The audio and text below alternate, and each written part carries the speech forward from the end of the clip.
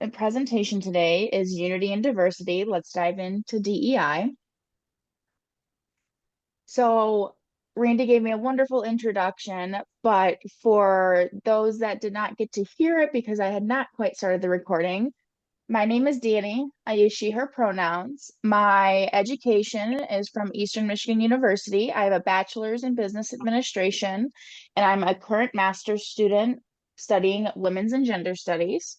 I have been advocating since 2017, starting in high school. And some professional advocacy work that I have done was with Planned Parenthood Generation Action during my undergraduate college days. One thing that I want to express is the reason that I started advocating in 2017. I was 17 years old. I was in high school. I was a part of a kind of like a student organization in high school called No Place for Hate. We were really focused on anti-bullying and creating inclusive environments. For that year, we had decided to discuss the importance of gender equality. And we were told by our high school we were not allowed to use the word feminist. We were not allowed to use the word feminist. We were not allowed to use the word feminism because it was a controversial word. So we were only allowed to use the word gender equality. And that really sparked something in me because I had never known feminism as a quote unquote bad word.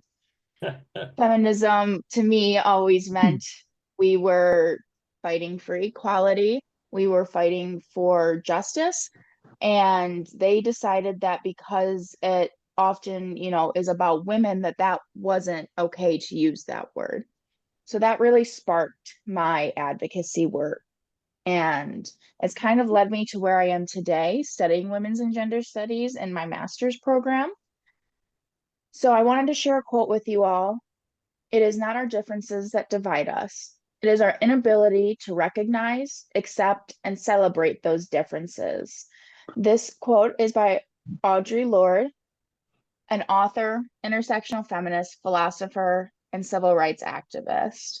I have read a lot of her work throughout my studies, and this is just one quote that really makes me think of what we're going through in today's world. So even though our wonderful author passed away in the 19, I believe, like 70s era, we are still studying and seeing parallels between what our civil rights activists were fighting for and what we're fighting for again in 2025. So, for my presentation today, I will go into what DEI really is, why it's important to have, some of the current rollbacks that we've been seeing, and then I have a call to action for all of you. If you have any questions, please let me know. I'll stop periodically throughout the presentation just to check in to see if there's any questions. It's going to be a lot of information, a lot of me talking. So please let me know or just throw it in the chat and I will check in with those at the end of the presentation. So we'll start with what is DEI? So as a whole, DEI stands for diversity, equity, and inclusion. However, in more modern recent times, we've started to adapt and adopt the term DEIA, which stands for diversity, equity, inclusion, and accessibility. Accessibility is often left out of DEI, even though it is a huge, huge part within it. So I'll just start with some of our very basic definitions. So diversity is about creating a diverse workforce full of people from different cultures, religions, gender identities, sexualities, etc. Equity is to ensure for fair and equal practices within the workplace and within society. Inclusion is a way to provide people the ability to feel welcome and to feel safe within their environment and to feel like they are meant to be there. And then accessibility is about being able to fairly access things within the workplace and within society. So accessibility can not only be physical accessibility, but also mental accessibility. So I will get more into that a little bit um, in a few minutes here, but I'll go ahead and continue. So we're gonna go back a little bit. So the Civil Rights Act of 1964 was one of the first laws that really focused on what we would consider DEI today. So they banned the employment discrimination based on race, color, religion, sex, and national origin. It's now been expanded to also include gender and sexual orientations. So this is one of the first times that we really saw this kind of this stance or this inclusion of a DEI mindset within, our workplaces. And then in 2020, when we had the Black Lives Matter movement, DEI really, really took off. So, of course, we were in pure pandemic mode, but people were marching in the streets over the killing of George Floyd. So, in 2020, companies started thinking, maybe we need to get involved and we need to do something. There was a large call for companies and government and people to start to adapt and to adopt DEI policies and initiatives within their companies. So it's it was almost a turning point for us in modern history of where we really started to push again to ensure that companies were listening to us and were going to satisfy basic human rights and inclusion within their stores and within their workplaces. And then we get to the Equal Rights Amendment. So this was originally proposed in 1923. And it would have been an amendment to the United States Constitution that would guarantee equality of rights under the law for all persons, regardless of sex. As of January 2020, so many, many years later, it satisfied the requirements of Article 5 of the Constitution for ratification. So that meant that there was a passage majority of 2/3 of each of the House of Congress and approval 3/4 of the states. So even though we have technically satisfied Article 5, which would give the right for it to become a constitutional amendment, it has technically not gone through the final step of publishing in the Federal Register. So this is something that's not really legally followed. I had the honor and privilege of attending the United Nations Conference for the Commission of the Status of Women. And one of the wonderful presentations that I went to was actually on the Equal Rights Amendment. And when I tell you that this room was standing room only, I was in the hallway listening, trying to listen into the presentation. There were that many people in there. And it was both saddening and inspiring to see that many people wanting to learn about why the United States has not fully adopted the Equal Rights Amendment within our Constitution, regardless of it satisfying Article 5. And one of the biggest reasons is that there's this debate of whether it has outlived its time and needs to be fully reintroduced. So there is the idea that because it's been jostled around for so long, that this would technically have to be reintroduced in order to start this entire process over again. And many experts do disagree with that. So currently, oddly enough, it is going to be reintroduced the into the House or Senate, and it's Republicans that are leading it this time. It is two Republicans that are taking on the lead to reintroduce the Equal Rights Amendment to try to get its passage to become a United States constitutional amendment, which would be the first one in quite a while. So we are really hoping on a bipartisan support for the Equal Rights Amendment because this would very explicitly expand on the Civil Rights Act and would be the first time it is explicitly stated that regardless of sex, you are guaranteed equal rights. So that's one session that I really, really, really enjoyed. And I had a great time getting to listen to the panel of experts. They were all from the United States, but they were lawyers, there were other officials from like organizations and things on the panel. So it was really interesting getting to hear from all of the perspectives.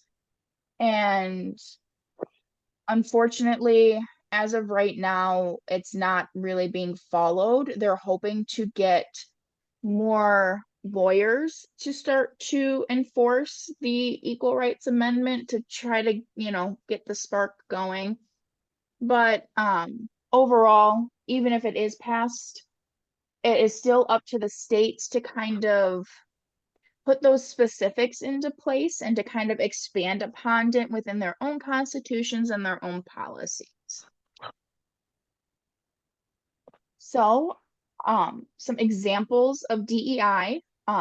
One example that I think is left out the most often is flexibility for working parents. So DEI is what helps cover access to paternal leave. So not only maternal leave for mothers, but also including fathers of children in being able to take leave for, that bonding time to help out around the house and just kind of be more within their children's lives. So that's one thing that DEI does is that it can help provide access to paternal leave. It also is part of the reason for like flexible working hours. So it can be, so that you can leave work and go pick up your kids at 3:30 instead of 4. And it is also kind of what makes people think about benefits for families. So when their, HR departments are deciding on medical and vacation time and sick leave and things like that, DEI is one of the things that gets people thinking about, well, what about people with families as well as what about just people in general? What do they need to be able to function as a human being within our workplace? And then pay equity, very kind of a basic one, but DEI ensures that pay is equitable regardless of race, gender, sexuality, religion. And then accessibility. So this is where I wanted to get a little bit more into why accessibility is so important within DEI. So accessibility is things such as providing spaces with wheelchair accessible areas such as bathrooms or having wheelchair ramps available for people to use within a company or a workplace. And then other ones that I often think are forgotten are for people with neurodivergencies. So think about like autism, ADHD, anxiety, etc. So things like this can include, additional lighting options for people who might not want fluorescent lights on, or for people who might be low vision and need extra lighting, or noise canceling headphones for people that get very overwhelmed and overstimulated by all of the noises in the office and need a more quiet space to work in. So accessibility is heavily a part of DEI and it needs to be recognized because it is part of what guarantees that you can, work within a company without being discriminated against for having accessibility or needing accommodations within the workplace. So thinking of like ADA law. And then of course DEI is heavily talked about within hiring practices. So hiring wise, it creates a more diverse staff, it increases employee performance and engagement, and it also increases employee retention. Studies have found when there's a more diverse staff, it makes people feel more comfortable to, express ideas and to share creative thinking. It also helps people want to engage more within the workplace, want to, whether that be attending like office events or just chatting more with coworkers throughout the day. And it also increases retention because people are feeling like they are in a safe space and that they are in a safe environment. So they want to stay there. They don't want to have to move from job to job and place to place. So when they're feeling safe, they're more likely to stay. And so that also increases employee retention. With DEI, it seems that hiring is where we hear the most negativity and the claims that it is just to, meet meet a standard. It is just to you know, hire people just because of their race or their gender, or it is not merit based. And those are things that I would heavily argue are a lie. No matter what, when you are being hired in most ethical companies, you are still going through the same process. You are still going through having your resume sorted and read and interviewed and things of that nature. So I think it's really important to recognize that even though, yeah, they're encouraging you to quote unquote meet a bottom line, that does not take away the ability of these people to perform their job and to perform it well. So that's one, I think, negative stereotype that's often around DEI. And I think that's the one that we hear most. Like nobody really talks about pay equity being a bad thing or talks about, not having access or like having access to leave as being a bad thing. It's mostly just the idea that they think their jobs are being taken away by somebody just because of their race versus all of the qualifications that they had to list on that resume to get through a sorting system and to even be seen by real human eyes and not an AI system. So, as I said, I got to hear from a lot of wonderful countries, including our Nordic countries. So like Iceland, Sweden, Norway, Denmark, etc. So, thinking about the global gender gap, so the global gender gap looks at how much of an inequitable difference there is between men and women specifically, whether that be in pay, treatment, etc. So in 2024, there were 146 countries that were looked at. Iceland has come in number one of having the most equity within their society. They have been number one and a leader in gender equality for many, many, many, many years. The US is at 43. Canada is just a few notches above us. And then for the first time, Sudan joined the global gender gap. And unfortunately, they did end up in very last place at 146 with the least amount of gender equality within their society. And while DEI is not just about gender equality, a lot of countries more so view gender equality as kind of their equitable practices. Like they kind of, instead of having one giant lump of like what we have as DEI, they kind of break it down. So they have like gender equality, they'll have LGBTQ plus rights, they'll have a lot of them have a lot of equality pushes for like people that immigrate to their country. So that was really interesting to get to hear. Um, and I got to hear a lot of different laws that people have regarding like gender equality, the safety of women, the safety of people who identify with a different sexual orientation, etc. So globally, it's important to recognize that even though, Iceland is number one, they are dealing with their very own struggles. For example, they are having a really big issue with violence online. So specifically like violence against women and minorities online, to the point that, they are like starting to create laws about like even if you do this discrimination online, you can still face the same consequences as if it was happening in person.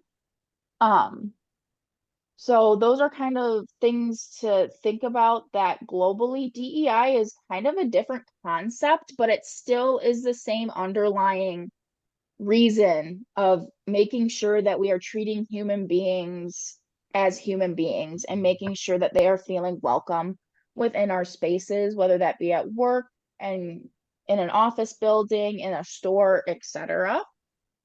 So I'm going to take a quick pause here. So if anybody has a question about that first section, I'm willing, we can do questions for just a couple minutes here. Maybe I can answer one or two right now. Does anybody have a dying question that they would like to ask before I move forward? I see Paul has raised his hand. You are muted, my friend. Thank you. Thank you. I always have questions, but this doing over the Equal Rights Amendment, do you think that could be a ploy just to have it never finally pass? Because I mean, it took many years for all those states, all those small Republican red states, with the environment now where we're returning toward the right. I don't see that they'll ever pass this. So this may just be avoiding the legal battle of saying, "Hey, we're there, and let's enforce it." Those people that are don't want it enforced. Yeah, that was my initial thought actually was, oh great, like they're just gonna get it kicked out. But after listening to the panel that I listened to, they're actually really hopeful Yeah. that this is truly going to be a bipartisan bill that's passed. They've seen, especially the lawyers have seen kind of a narrative shift about some things regarding specifically like the ERA. So they are truthfully hopeful that this is not just a ploy to get it kicked out and that this may actually be passed because we are showing bipartisan support. And it sounds like a lot of our workers on the Republican side are kind of starting to question some of the things that are being said and that are happening within the government right now. So they're kind of almost starting to listen a little bit more. And I am just going to try to remain somewhat hopeful that this is not just a ploy to get it kicked out and that it will maybe actually be passed and it can be ratified and it can be included within our Constitution. So experts are currently hopeful that it is going to actually be passed. Okay. Does anybody else have a question before I move forward? Uh, Yeah, this is, this is Randy, but you'd mentioned it early on that you went to a national conference in New York. What was the name of that conference again? And why do you think there were so many people that showed up for it? Yeah, so it's the CSW or the Commission for the Status of Women. It was the 69th conference. Every year, thousands of people attend this conference, and I literally mean thousands. It is from countries across the world that come to join. Some examples, like I said, I heard from the Nordic countries, but I also heard from Thailand, Nepal, Taiwan, New Zealand, different African countries. There are people that come from literally all areas of the world to come to this conference. It is hosted by the United Nations, so we get to hear from, the United Nations leadership and things of that nature. And countries also just like to come to see how other people are dealing with current issues, especially revolving around women, but also revolving around other generalities like LGBTQ rights and things like that.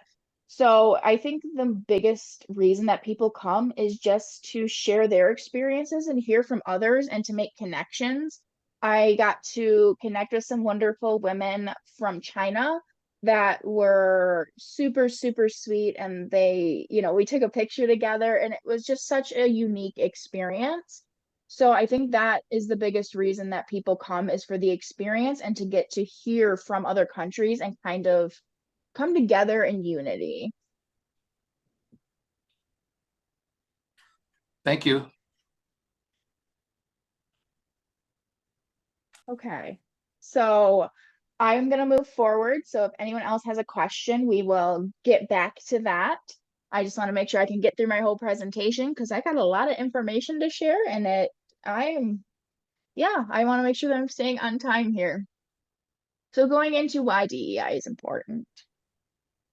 So it ensures a welcoming work environment. It gives people the ability to feel safe and to feel welcome when they're within a space. So whether that's seeing other people that, identify as queer or other people that look just like them, it ensures that they're feeling safe in their environment and that they don't have to pretend to be somebody else. It also empowers employees. Having diversity, equity, and inclusion empowers the people that are working there. It makes them feel almost that they can, be a little bit bolder, share their out of the box thinking, and just, put their opinions out there and to grow as an employee and as a human being. It also creates different perspectives. So when you have people from all walks of life, you're going to get creative thoughts and you're going to get different perspectives that maybe you haven't thought about. And that's an incredible thing to bring into, especially like stores, because, one person might be like, oh, we don't need that very specific like hair product. But then a Black woman might say, well, that's literally the number one most sold hair product within our community. So it's really important to have all of those different perspectives within a company and within an environment. It also counteracts bias, whether that be bias that's unconscious, where we don't really notice it, and it just is kind of something that's ingrained in us through systemic issues that we continuously live in within society, or it's more of that conscious bias where you're making the choice to discriminate against someone. Having a DEI initiative within the workplace is really making you think about those biases. And some people found that they actually they started to lessen because they were constantly surrounded by diversity in their work environment. So they were, those thoughts kind of started to lessen. Other things it does, it fosters talent from underrepresented groups. So it gives opportunity for minority groups and underrepresented groups to kind of shine and like grow their skills within the workplace because they are feeling that sense of safety and that sense of welcoming. So it really allows people to show the talents that they have and to grow them because they are comfortable asking questions and being able to learn more to continue to grow their skills. And then, of course, it creates opportunities for people. It gives people a chance that could have been overlooked because of someone's bias, the opportunity to step into a role or into a space that they are able to, well, that they're able to grow and have the opportunity to be there and to show what they're capable of. So I wanted to share with you all some current statistics, current in the fact of 2024, because we're only a couple months into 2025. So as of right now, Pew Research did a poll. 52% of workers in the US believe increasing DEI is a good thing. This is down from 56% that we saw just the year before in 2023. 21% of workers share that increasing DEI is a bad thing. This is up 5% since 2023. And then 26% said they are kind of neutral about it. They don't really see it as a good or bad thing. It just kind of exists. So one thing that I really want to point out about these statistics is the idea that DEI and unfortunately human rights as a whole are often a swinging pendulum. So one thing that I've learned within my time here at Eastern in a wonderful LGBTQ class that I'm taking right now is that it seems that history repeats itself a lot, especially when it comes to human rights. So it often depends on what our current administration is and what their beliefs are, because, it will shift how our society is feeling. Thus, we're on a swinging pendulum. And it's unfortunate that that's the case. That is not something every other country sees, but it is an increasing problem that other countries are also currently seeing. Canada, for example, is struggling almost as much as we are with the idea of DEI. So it is something that as administrations change, as people in power change, our society kind of shifts. And that could be that a minority voice is being heard more because they are the ones in power. Or it could be that people are feeling more emboldened to speak out when they see our administration saying similar thoughts to them. Or it could just be people have changing opinions or they're more influenced by things that are around them. So those are kind of some of the important things about DEI. So I'm going to push forward a little bit and I will make sure that we have time for questions at the end. So current rollbacks. within Trump's first few days in office, we had 20 plus executive orders rolled out. 3 of them really, really targeted DEI and gender equality. So Executive Order 14151 was to end the radical and wasteful government DEI programs and preferencing. Executive Order 14168 was to defend women and gender ideology extremism and restoring biological truth to federal government. And EEO 14173 was to end illegal discrimination and restoring merit-based opportunity. So, all of these things exactly punched DEI just right in the face. And I was proud to say that they had been blocked in court. I found out as of yesterday, those blocks have been lifted. So that's still not a permanent, oh my God, this is going to stay forever, but it is kind of another hit to DEI. So unfortunately, the block has been lifted temporarily, meaning that the Trump administration can in fact put limitations on DEI. I know that in Michigan specifically, Governor Whitmore has said Michigan is for DEI. We will not be rolling back, that kind of thing. But I know Ohio, for example, Ohio State University, for example, got rid of all of their DEI departments before the executive orders were even rolled out. And they just said they were being proactive. And they fired 60 plus people, in one day, and got rid of their DEI across their campuses.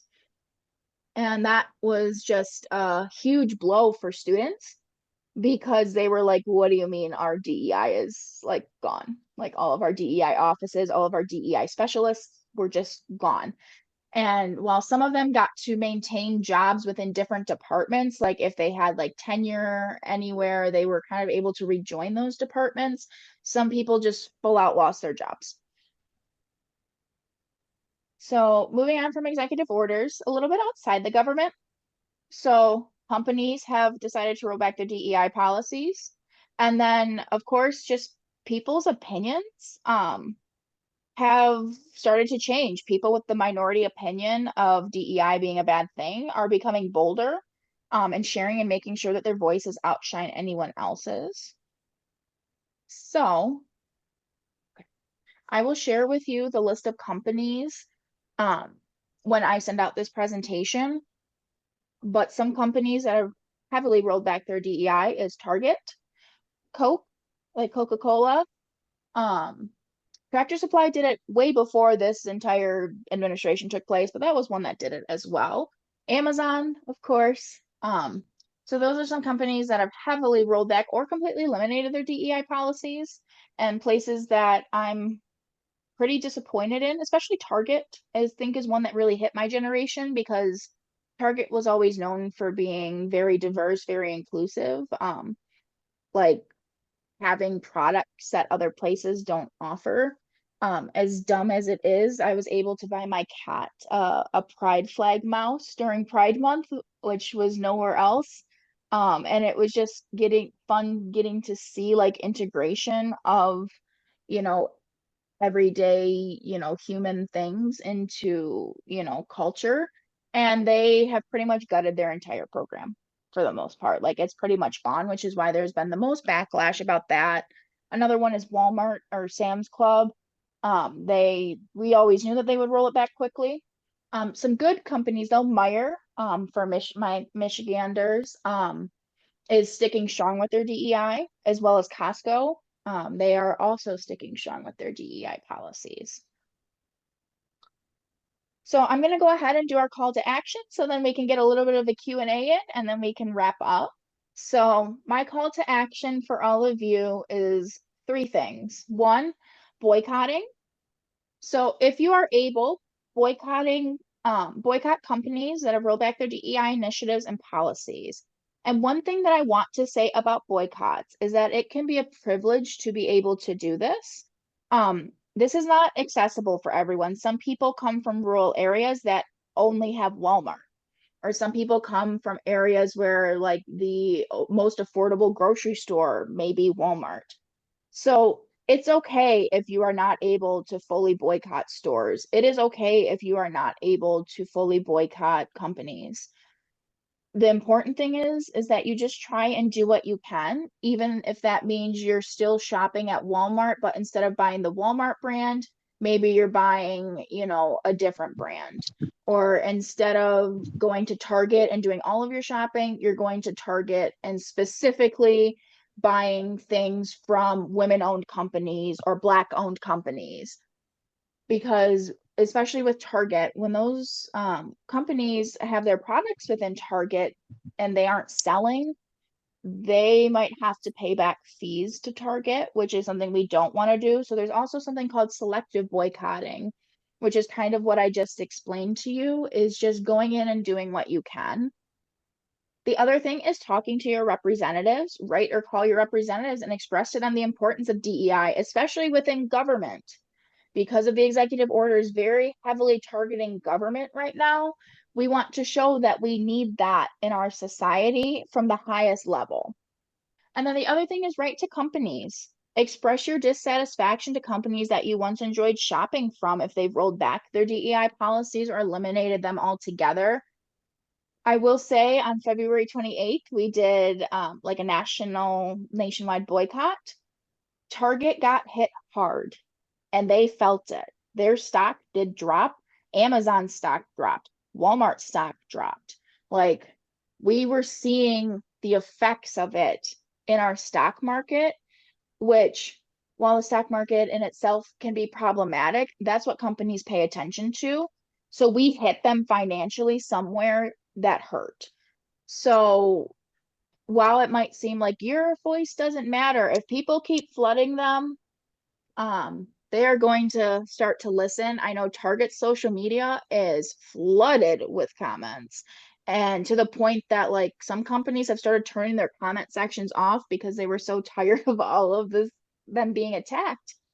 And that means that we've done something. That means that we've raised awareness and that we have hit them somewhere that it hurts. So I want to thank you all for listening to me, yap on about DEI and something that I'm very, very passionate about. I'm in school. I want to be a DEI specialist. I want to work specifically within higher education because I believe that higher education is kind of where people start to grow and develop as human beings. So having DEI in our higher education spaces is incredibly important. And that's actually what I'm doing my graduate research on, is DEI within higher ed and how we can include global perspectives into that. So I am happy to answer to the best of my ability any questions that you all may have, any comments or conversations. So I'm going to go ahead and stop sharing my screen so I can see all of your wonderful faces. And we will go ahead and continue with the Q&A.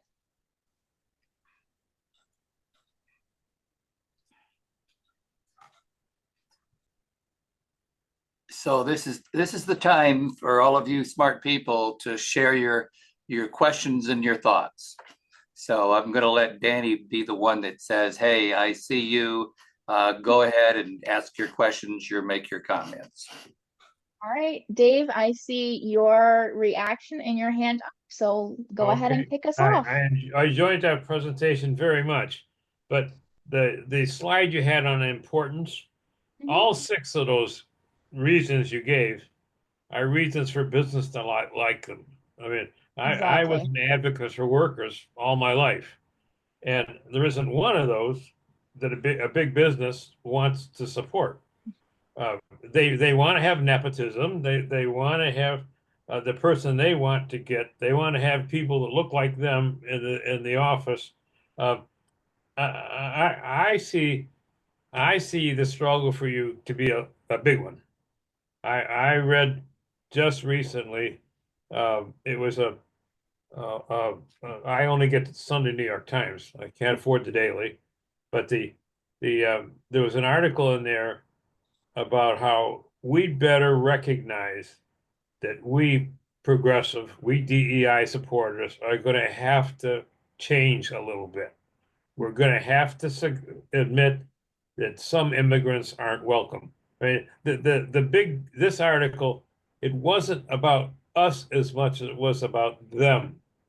And what this article said was that almost every single country, every developed country, is experiencing um, immigration like never before. And what this guy said, and I can't remember who it was. I read it and didn't think about it, and I thought, my God, what did he just say? Or she? I can't remember, he or she.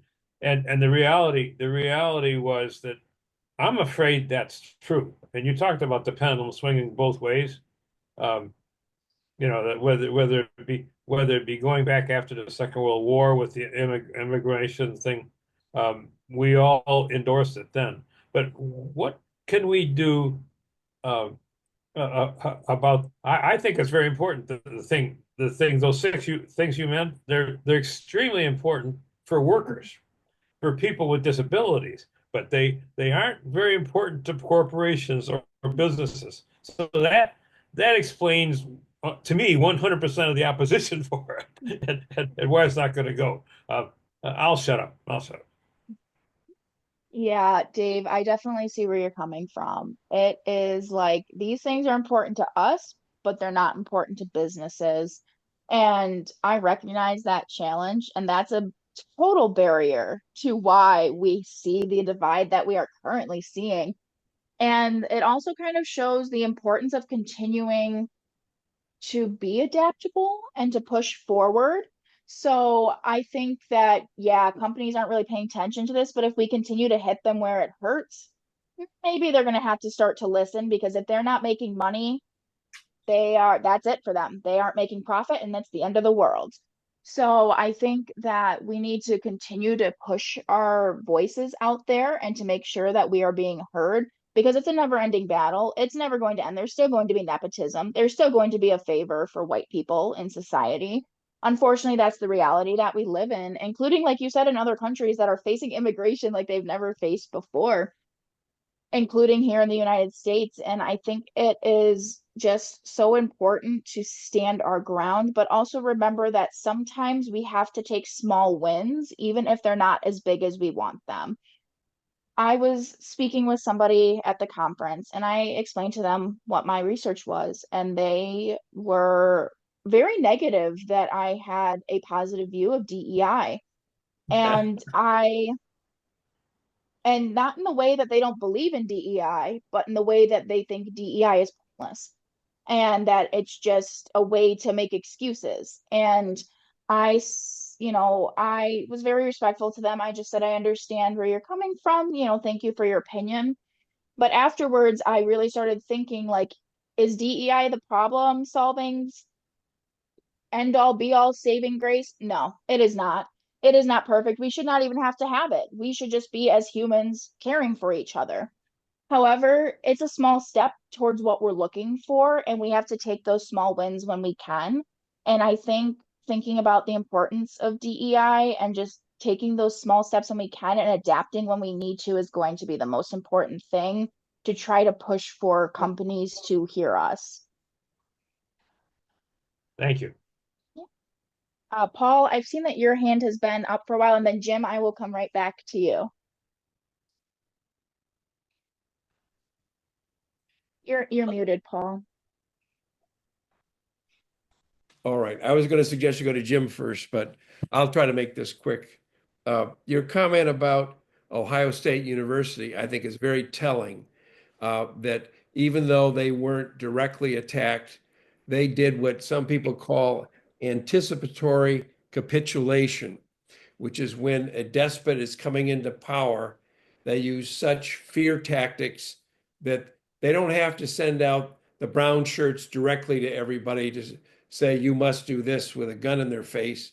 They just scare people so that they get with the program. So it were. And it really disappoints me to hear that Ohio State University would do that. And of course, they've already seen what's happened to Columbia University, where they've cut off $400 million worth of federal grants, charging them with quote, anti-Semitism, but of course they're very selective in how they define that. And they're trying to deport a Palestinian, I think, graduate student who has a green card. Maybe he must be on faculty then, because he supports the Palestinians. And that doesn't mean that you're anti-Semitic. It just could mean you're against the policies of the right-wing Netanyahu government, who are just have murdered so many, over 50,000 Palestinians, and then they don't leave room for free speech there. It's turning things exactly around. Also, I would like to add to your list of corporate rollbacks and people to boycott Tesla, and this is hitting you know who uh, uh, uh, Trump and Musk. Well, Musk, many of you probably know that Musk is not a U.S. citizen. He's from an Afrikaner background in South Africa, which means his family has strongly supported apartheid. So there's no question in my mind that he's a racist. And I think what animates him the most, though, is his one of his children became a trans woman. And this has got him really riled, and he blames the LGBTQ community, especially the transgender people, for, quote, capturing his daughter, rather than realizing that there's continuum in everything, including gender.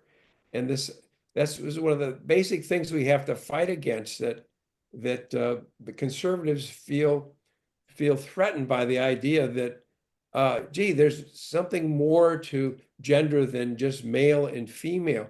I know as an obstetrician that even biologically, there are individuals born who are ambiguous genitalia. And you cannot, we used to say, oh, assign them female gender, and then that's easier to deal with surgically as they grow up. We used to think that the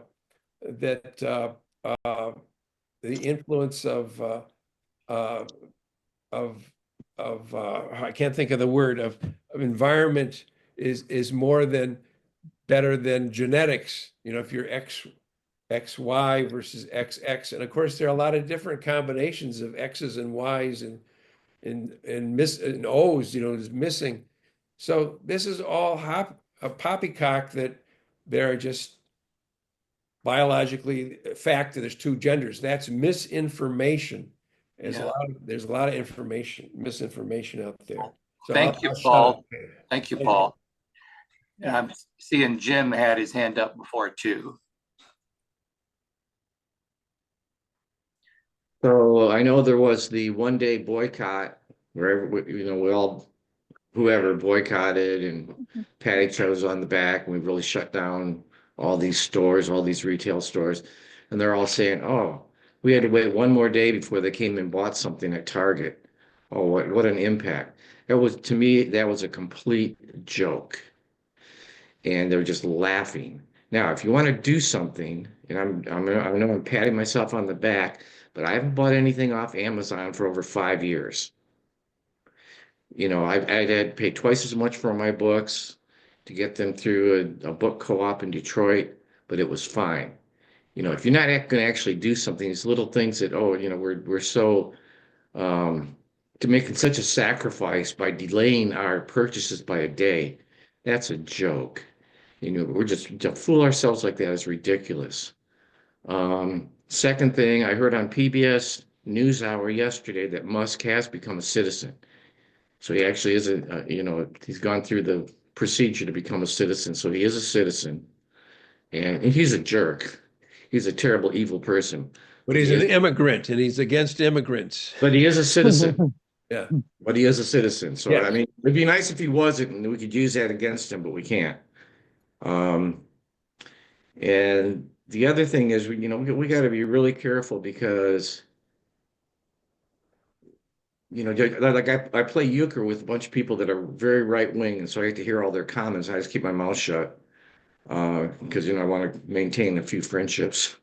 But you know, we were so over the top sometimes in our advocacy that we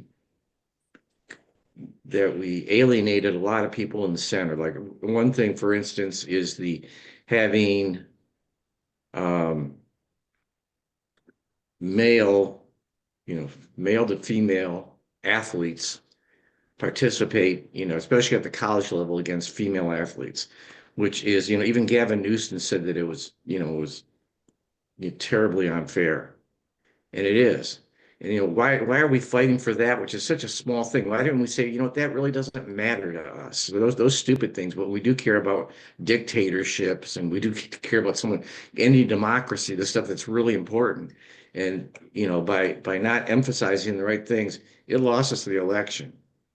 And there's other things too that I think are along those same lines. But I think we've got to be careful in what battles we choose. That's all I have to say. Well, thank you, Jim. There's so much we could be saying about this topic that we would need to go up to Danny's conference to gather a few more conversations too. Is there somebody on the call that hasn't had a chance to say or ask a question or make a comment? I'm just looking at, Dr. Cheryl. What about you or Eileen or Elaine? Got some women on the call here. All of us men like to do some talking.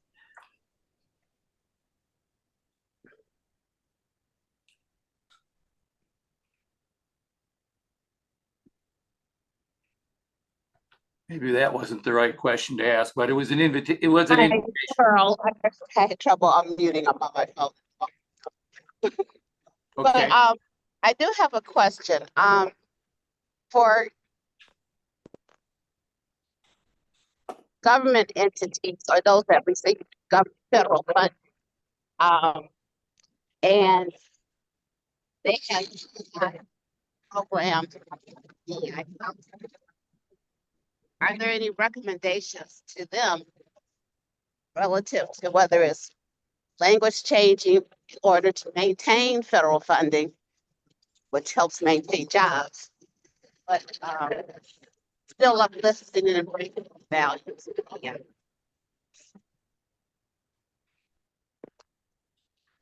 Okay. Hi, it's Elaine. I'm trying to get my video. I just say one thing about what we can do, write letters. I understand that, and boycott. I understand all of that, but and then there's going to protest.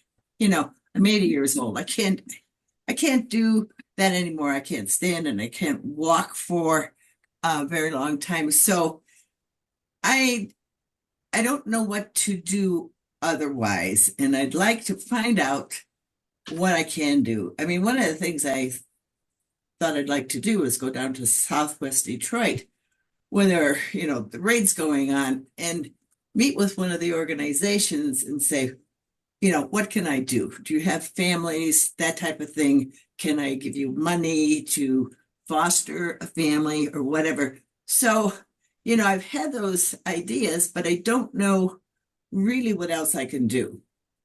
So I'm looking for something other than what you said, even though I think what you said were good points. So can you maybe give me some ideas? Yeah, absolutely. One of the most important things that I always say is to keep yourself educated and to share that knowledge. So even if it's just talking with friends and family and making one person think different, or for even just for that 1 minute, that is something that can make a further impact than you think. Also, donating to organizations that are really pushing for equality, diversity, and supporting people from minority communities is a great way. Or shopping online from like Etsy or small owned businesses is another fantastic way for anyone that, is able to do things like that. But I always say the most important thing is education and staying up to date with everything happening. And it's like, okay, but I'm not making this physical impact, but you're still ensuring that you know what's happening and are staying on top of things, because protesting is not always, available, or is not always accessible. And also attending more sessions online can be a great way to make networking and connections, to be able to figure out even more ways to share your influence and to be able to come, I've lost words, to be That's able to, contribute however you're able to. So those are some things. right. Help me be an influencer too. So yeah. Okay. Those are good ideas. Thank you very much, Danny. And I wish good fortune in everything that you are doing. Thank you. And just one thing about what Dr. Cheryl had said is that some places are in fact being required to change their wording, especially ones that are government funded or within the government. And that is definitely a hard thing to combat, because how much influence we have over government is Yeah. almost none. Um, so that is something that's a little bit trickier. So that's why I think targeting companies and individuals first is one of the best ways to kind of continue to push for equality and diversity, compared to trying to target something where it's like we're falling on deaf ears, if that makes sense. Okay. Thank you. Now, I haven't heard anything from Eileen. Is there something that you would like to share? We haven't heard from you yet.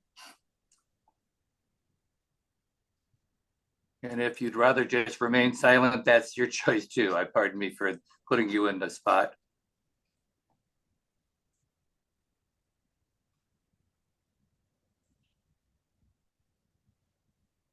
Well, Yeah.